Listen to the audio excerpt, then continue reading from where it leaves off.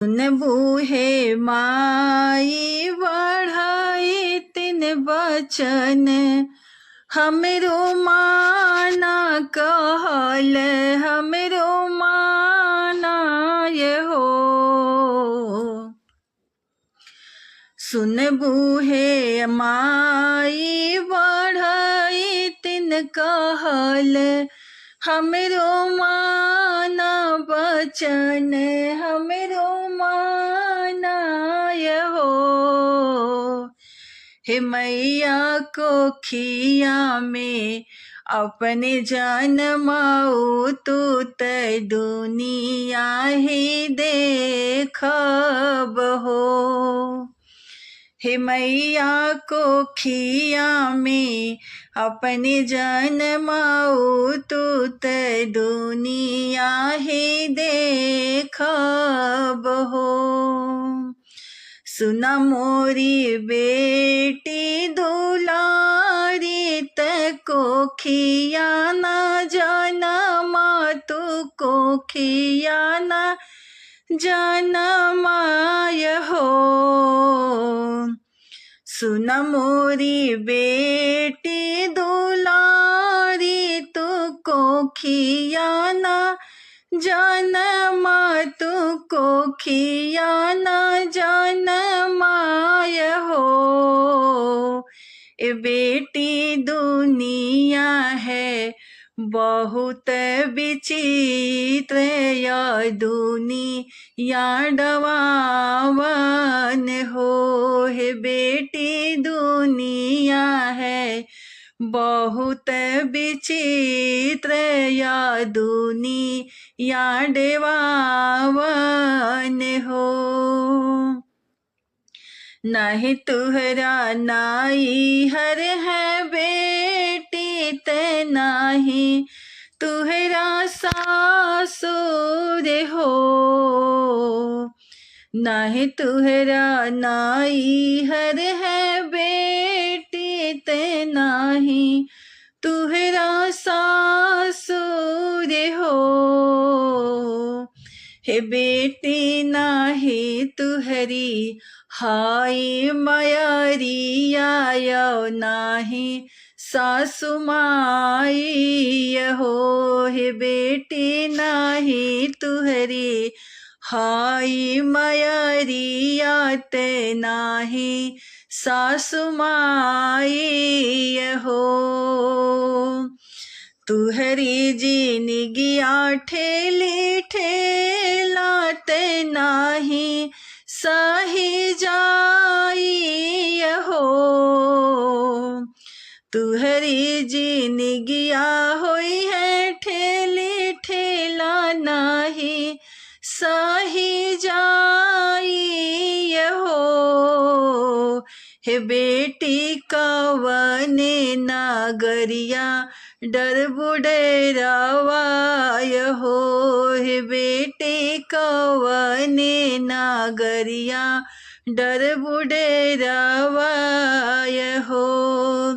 जिनी रोवा जिनी मोरी माई तू हम रे के खातिन हमरे के खातिन हो। जिनी रोवा हमारी तुमाई हम ही के ही खाती हो। हे मैया ले जब काली करू पावाधी सकती कय हो। हे मैया जब ले काली करू पावाय शोर सती माई के हो। हम रही होई है पूजा नवाते बेदी या पे बैठब बेदिया पे बैठब हो। हमरो ही होई है पूजा नवाहे बेदी या पे बैठब बेदिया पे बैठब हो। हे मैया धूप दीप से होई है ही स्वागत हो। हे मैया धूप दीप से होई है ही स्वागत हो। सजवा सुबेरवा जाए कारे होई है माली फूल लेके यही है माली फूल लेके यही है हो। सजवा सुबेरवा जाए कारे ते माली फूल लेके यही है हो। हे मैया भगता है करी है जयकार नयन नाहिया सुडुरिया हो। हे मैया भगता है करी है जयकार नयन से नाहिया सुडुरिया हो। तुहरे ही कोखिया जनम लेब बहुत ही धन होब बहुत ही धन होब हो। हे मैया भगत चरनी याहि पूजी है यहो। हे मैया भगत ही चरण ही पूजी है यहो।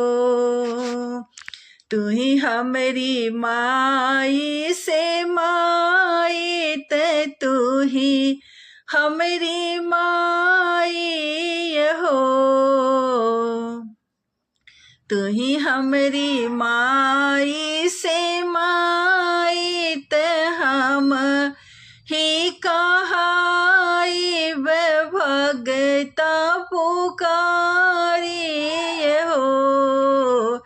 हे मैया हमारे ही होई है हाहाकार यहो। हे मैया हमारे ही होई है हाहाकार ते कोखी याही धान होई है हो। हे मैया हमारे ही होई है हाहाकार ते कोखी याही धान होई है हो।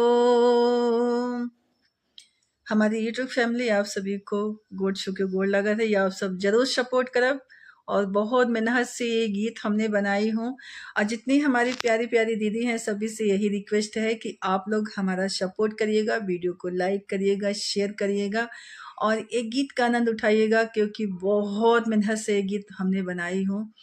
आप अगर अच्छा लगेगा तो आप सब जरूर कमेंट में बताना कि ये गीत आप सबको कितना अच्छा लगा और बहुत सारा प्यार देना।